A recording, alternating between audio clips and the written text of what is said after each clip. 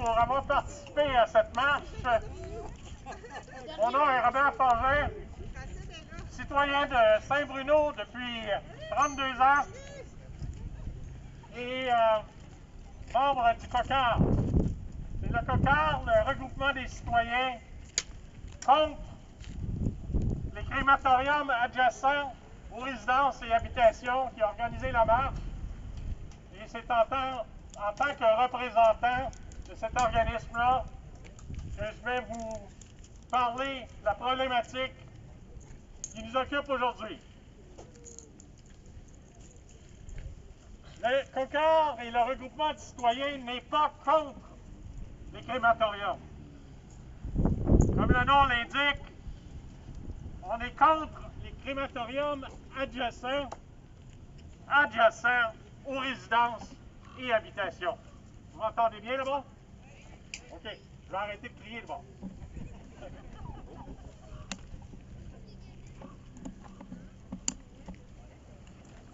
Comme vous le savez,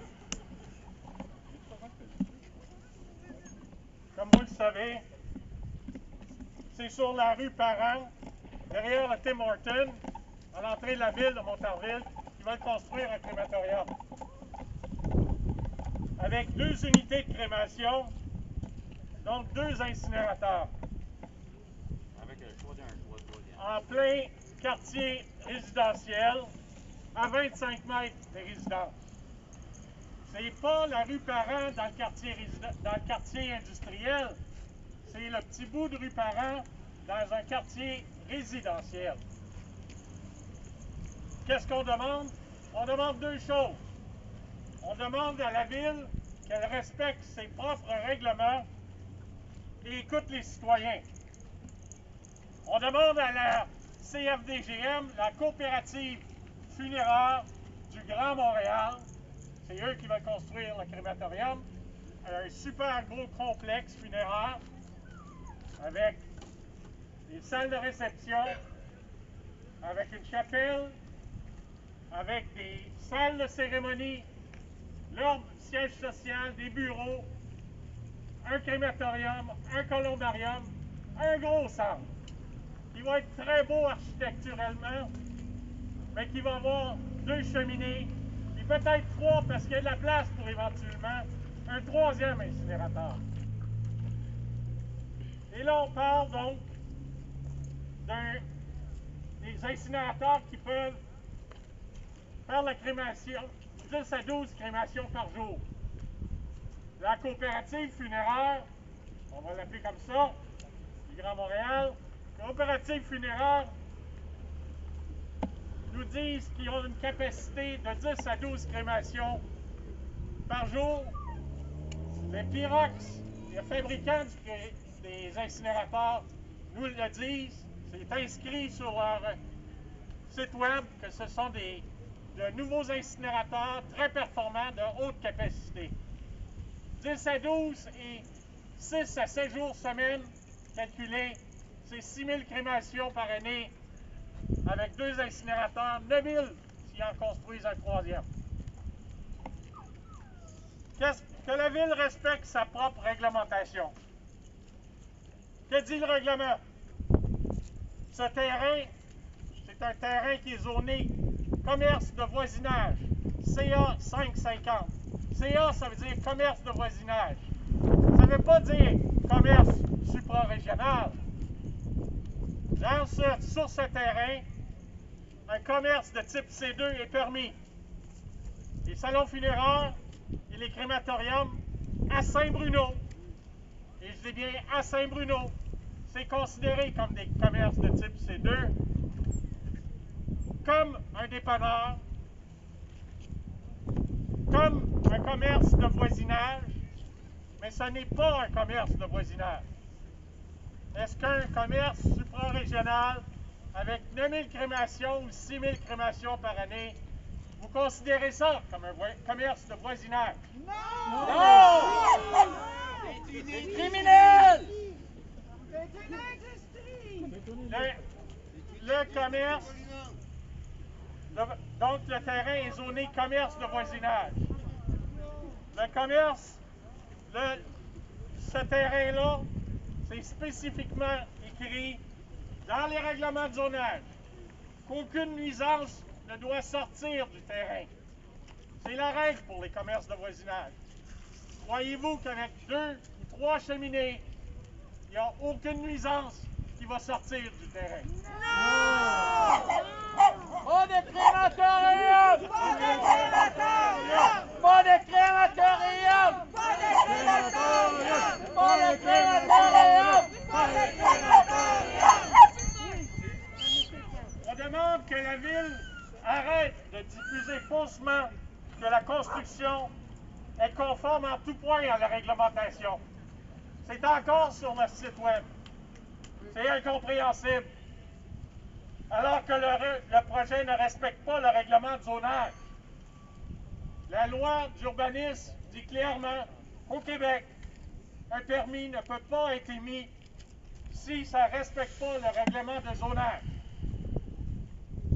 La loi du Québec sur l'environnement, la LEQ. La loi de l'environnement interdit les contaminants qui sont prohibés par le règlement, mais aussi, et c'est clairement dit tel quel dans la loi, ceux qui sont susceptibles de porter atteinte à la santé, à la sécurité, au bien-être et au confort de l'être humain. Posez la question aux maires et aux conseillers.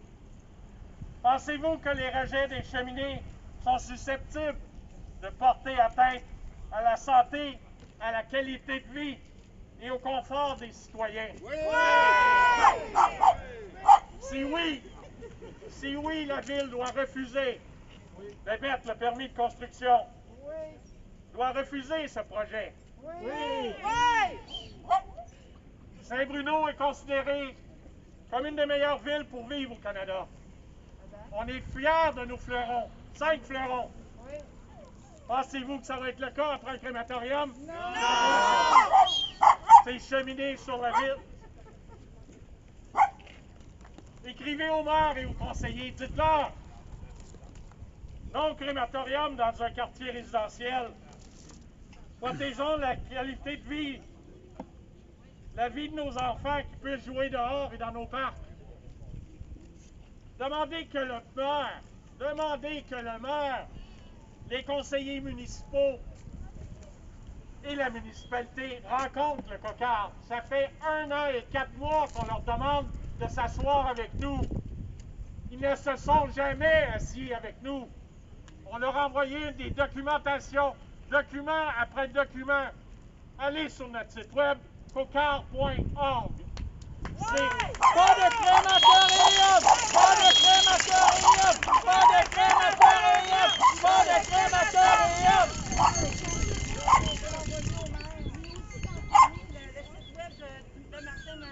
Martin.Murray en commercial saintbruno.ca. Écrivez-leur. Manifestez-vous. Avant, lisez ce que vous voyez sur notre site web. Dans la section « Faits et références », on a fait un exposé de 60 pages qui explique toute l'argumentation que les citoyens ont contre le projet. La Ville dit on ne peut pas démettre de commentaires parce que le dossier est judiciarisé. Ça fait 1 an qu'ils nous disent ça. Bureaucratie à mort! Bureaucratie! Je suis neurophysiologiste, professeur à la Faculté de médecine de l'Université de Montréal. Je peux vous assurer qu'aucune poursuite judiciaire n'a rendu une personne sourde.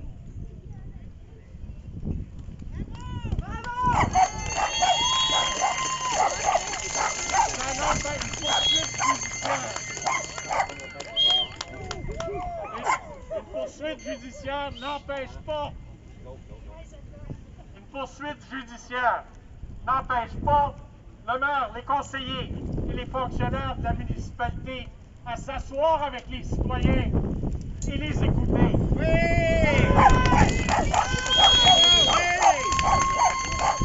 On leur demande pas leurs commentaires ou de commenter. S'ils peuvent pas, ils peuvent pas.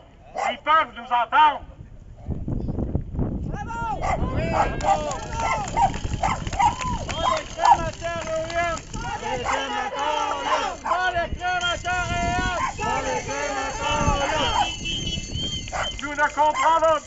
Nous ne comprenons pas l'attitude et la prise de position de la Ville. Elle invoque l'inacceptabilité sociale des citoyens pour refuser un permis architectural. Et lors du procès, la Ville n'a pas dit un mot, pas un mot, sur les raisons pourquoi les citoyens s'opposent au projet. Pourquoi, lors du procès contre la coop, n'a-t-elle pas invoqué une seule fois, prononcé une seule fois le mot commerce de voisinage pour expliquer les nuisances?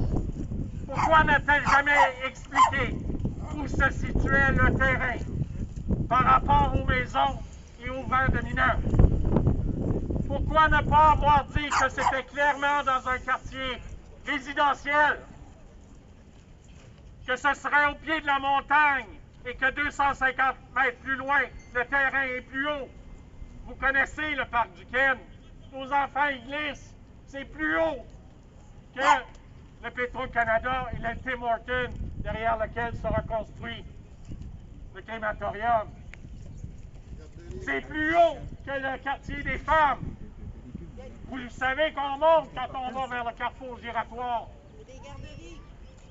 Les champs agricoles. Il y a des champs agricoles, un champ agricole qu'on veut que ce soit de l'agriculture biologique. C'est le choix de l'agriculteur. Le maire est tout fier de ça. Pensez-vous qu'on peut mettre 2 incinérateurs à côté d'une culture biologique? Non! Pensez-vous qu'on peut construire 2 incinérateurs alimentés au gaz naturel et qui dégagent 580 degrés Celsius par cheminée à côté d'un Petro-Canada? Non! Sans que ça soit dangereux. Regardez la littérature, regardez des explosions, des incendies dans les incinérateurs. Il y en a eu une l'année passée à Sainte-Dorothée. Il y en a depuis les 5 dernières années. Pas de crématorium! Pas de crématorium! Pas de crématorium! Pas de crématorium! Le ministère de l'Environnement doit comprendre, dans son modèle de dispersion qui est théorique, qui va être proposé par le fabricant des incinérateurs et par la coopérative, c'est eux qui vont leur donner les données. C'est très objectif. C'est le fabricant qui dit, écoutez, on a un modèle théorique qui va démontrer qu'on va être dans les normes. Est-ce que vous savez qu'on a une montagne à Saint-Bruno? On le sait. Cette montagne-là est située à l'est du crématorium, agit comme un mur contre les fumées, les contaminants. Ils vont être prisonniers, ça va retomber sur la ville. Pensez-vous que les fumées arrêtent à 300 mètres? Non! Pensez-vous que les résidences qui sont situées à 25 mètres ne vont pas subir ces émanations-là? Oui! Pourquoi la Ville n'a pas expliqué l'ampleur du projet lors du procès? Pourquoi elle n'a pas dit que c'est un commerce supra-régional et non pas un commerce de voisinage? C'est la coopérative funéraire du Grand Montréal. Ils veulent construire le plus beau et le plus grand complexe funéraire du Grand Montréal. À côté de la résidence. Merci à l'administration de Saint-Bruno. Pourquoi la Ville n'a pas dit que ce crématorium-là aurait une capacité de 6000 crémations par année avec 2 incinérateurs? Le procès n'a pas dit à la Ville d'émettre le permis de construction. Le procès a dit à la Ville de traiter le permis de construction en fonction des règlements. Donc, ils respectent leurs règlements.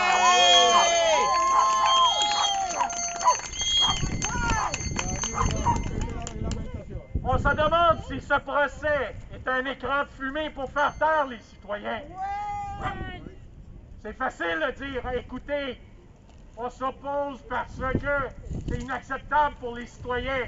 Mais pourquoi ne pas expliquer pourquoi c'est inacceptable? On ne va pas se taire maintenant, et encore moins si le permis de construction est émis par la Ville. La Ville ne veut pas admettre qu'elle s'est trompée dans ce dossier. La Ville n'a pas fait ses devoirs. Elle a accepté dès le début, en 2019, au début de 2019, avant même que les citoyens sachent que ce projet existait. Elle a accepté les plans qui étaient incomplets, qui ne spécifiaient pas le nombre exact de pieds carrés qu'aurait le complexe. Ils n'expliquaient pas les usages de chacune des pièces. Elle a accordé une dérogation mineure pour que 80 places de stationnement pour un salon funéraire qui en exige, selon les règlements de la Ville, 200 places de stationnement. Pas de crématorium! Pas de crématorium! La Ville a accordé une dérogation qui n'est pas mineure, une dérogation majeure sur des informations incomplètes et trompeuses.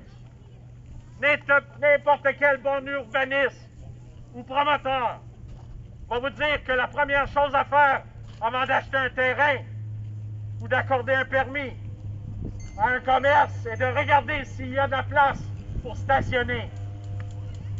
On appelle ça une étude de régulation de la densité. Ça n'a pas été fait par la Ville, ça n'a pas été fait par la coopérative funéraire. Bravo! Le terrain est trop petit, il n'y a pas de place pour plus de 80 places de stationnement. Ça va être le siège social de la CFDGM. Il y a 11 employés qui vont prendre déjà 11 places. Un columbarium, supposé qu'il y a 10 personnes qui vont se recueillir sur les cendres de leurs défunts. On est rendu à 50 places, 60 places, 2 salles de réception, 30 personnes. C'est pas beaucoup, 30 personnes dans une salle de réception quand c'est pas la COVID. Il n'y a pas assez de place pour stationner. Ils vont stationner dans les rues, à côté de la piste cyclable. La rue Parent, l'expert de la circulation, est supposé expert de la Ville. Ils n'étaient pas des experts. Ils nous ont dit qu'il n'y aurait pas de problème avec la circulation. L'expert ne savait même pas la largeur de la rue Parent. N'a jamais pris en considération le fait qu'il y a une piste cyclable à côté. Tout ce qu'il a fait, c'est regarder la circulation au carrefour giratoire. Il a dit que c'est capable de le prendre, ce nombre accru d'automobiles. La même chose avec l'expert qui nous disait que nos maisons ne seraient pas dévaluées et qu'il ne voyait pas la différence entre un crématorium et une garderie. Cet expert n'avait aucune documentation sur laquelle s'appuyer. Nous avons la documentation scientifique, des articles dans les meilleures revues d'économie au monde, publiés par des professeurs d'économie, qui montrent qu'avant et après la construction d'un crématorium, les évaluations des maisons tombent de 30 % en fonction de la distance du crématorium. Et ça, eux, ils ont fait leur étude jusqu'à 800 mètres, un demi-mille. C'était fait aux États-Unis, au Wisconsin, dans une ville similaire à Saint-Bruno, au point de vue population.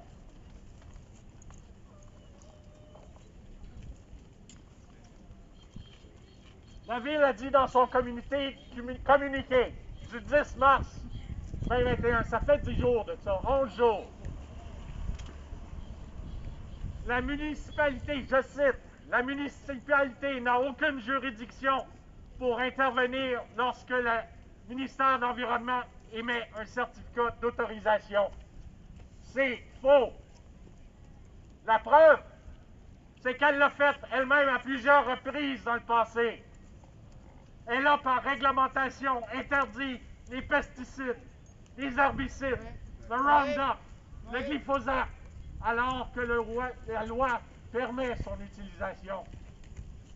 Elle veut interdire les néonicotinoïdes qui tuent nos abeilles, alors que la loi le permet. Bravo pour la Ville. Des exemples de jurisprudence de la Cour suprême et de la Cour supérieure prouvent que les municipalités et les citoyens peuvent s'opposer avec succès à de grosses compagnies qui fonctionnent alors qu'elles ont l'autorisation du ministère de l'Environnement et sont dans les normes de la réglementation provinciale. Et malgré ça, les citoyens de Beauport ont gagné contre Ciment Saint-Laurent.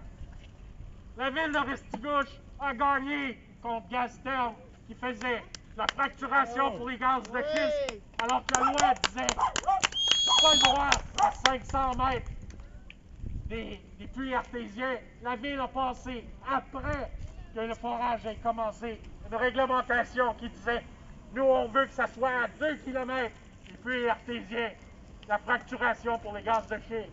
Et ils ont gagné. La ville peut s'opposer à la réglementation.